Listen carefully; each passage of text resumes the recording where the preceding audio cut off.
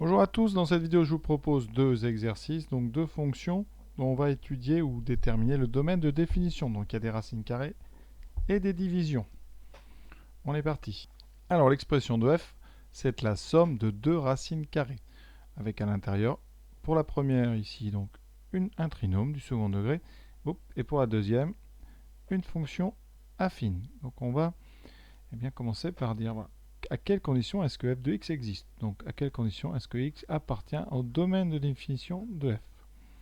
Bien, tout simplement, il faut d'abord que notre première racine carrée existe. Donc, on l'a déjà vu, racine carrée, ça existe si ce qu'il y a dedans est positif.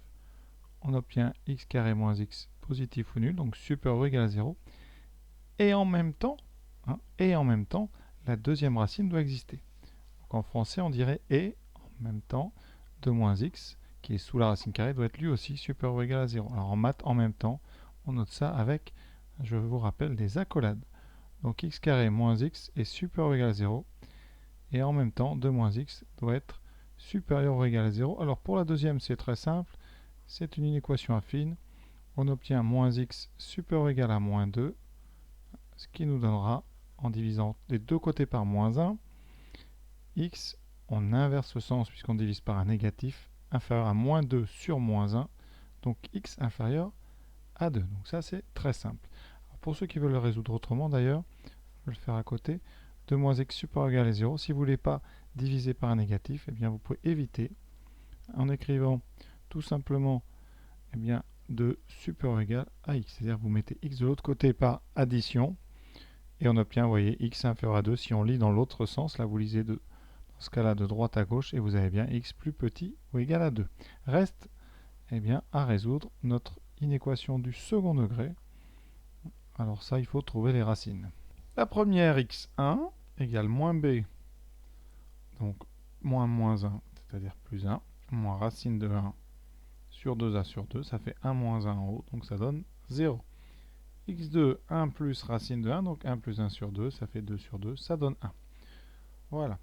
Alors comment on aurait pu trouver ces racines autrement, pour ceux qui savent bien factoriser, même pour tout le monde d'ailleurs, x carré moins x, vous pouvez factoriser par x qui donne x fois x moins 1. Et donc vous avez une première racine ici qui est x1 égale 0 et la deuxième racine x2 qui est bien égal à 1. Donc comme ça on peut trouver les deux racines très rapidement. Ça marche toujours quand la constante est nulle. On peut factoriser par x et donc trouver les deux racines très simplement et vous aurez dans ce cas-là 0 qui est racine qui correspond au facteur x. Maintenant pour le signe. Alors on sait d'après le cours qu'un trinôme est du signe du coefficient dans x2 à l'extérieur. Donc du signe de a à l'extérieur. Ici a c'est 1, c'est positif. Donc là vous avez des plus et donc un moins. Ça veut dire que c'est positif à l'extérieur des racines. Alors, donc ici forcément positif à l'extérieur. Donc pour notre domaine de définition, il faut que x appartienne à l'extérieur. Donc de moins l'infini à 0, fermé, union 1 plus l'infini. Voilà, on va mettre tout ça avec notre deuxième condition qui est x inférieur ou égal à 2. Alors, inutile de faire une droite ici pour trouver la solution. Vous devez donc avoir x qui est dans les deux intervalles. Ça veut dire que là, dans le deuxième, de 1 plus l'infini, on va devoir couper et prendre que les nombres qui sont plus petits ou égal à 2. Ça nous donne donc x appartient à moins l'infini. 0, union 1 et 2. Et ça, fermé. Donc voilà, l'exercice est terminé. Donc ça, c'est notre domaine de définition. Donc ça, c'est df. Voilà, on peut maintenant faire la deuxième. Oui, petite remarque avant de faire g de x. Pour la première fonction, j'ai tracé sur GeoGebra pour bien illustrer. Et vous voyez bien cette courbe qui est coupée en 0. Ici, un trou de 0 à 1. Et après, la courbe repart un petit morceau de 1 à 2. C'est bien ce qu'on a trouvé. Donc voilà, on peut maintenant passer à la fonction. Alors, pour g de x, on a une soustraction cette fois-ci. Bon, ça ne change rien. Mais on a donc un premier quotient ici. Alors, le numérateur, lui, est toujours défini. Par contre, on va avoir un petit problème parce que voilà, on a une racine carrée qui est au dénominateur, donc on va un petit peu regarder notre propriété.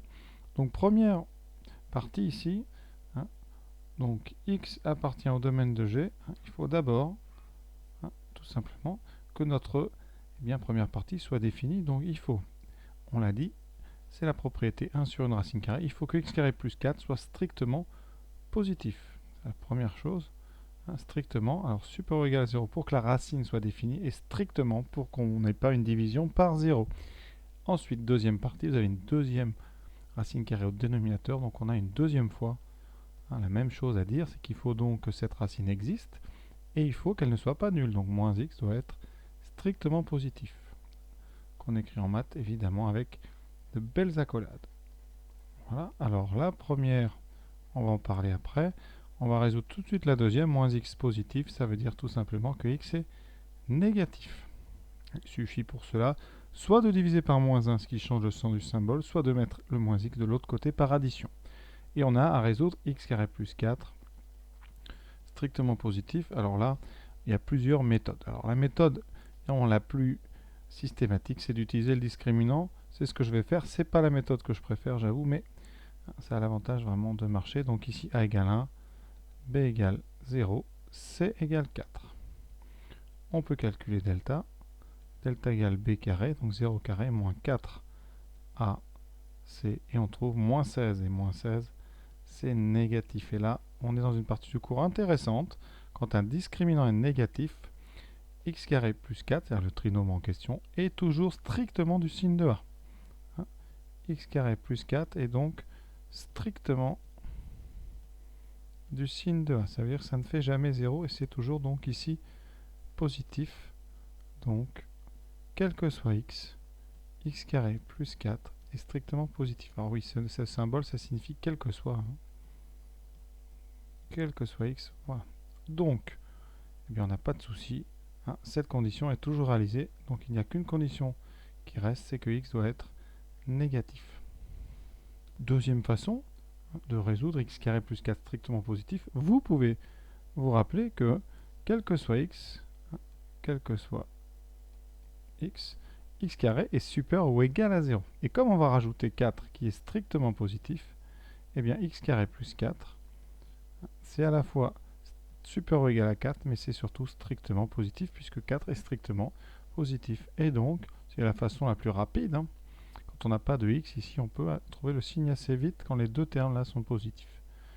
Conséquence, donc on revient sur notre x négatif. Le domaine de définition de G, c'est donc les x négatifs, ce qui s'appelle R- étoile, le moins pour le négatif, l'étoile pour le non nul, c'est-à-dire moins l'infini, 0 ouvert en 0.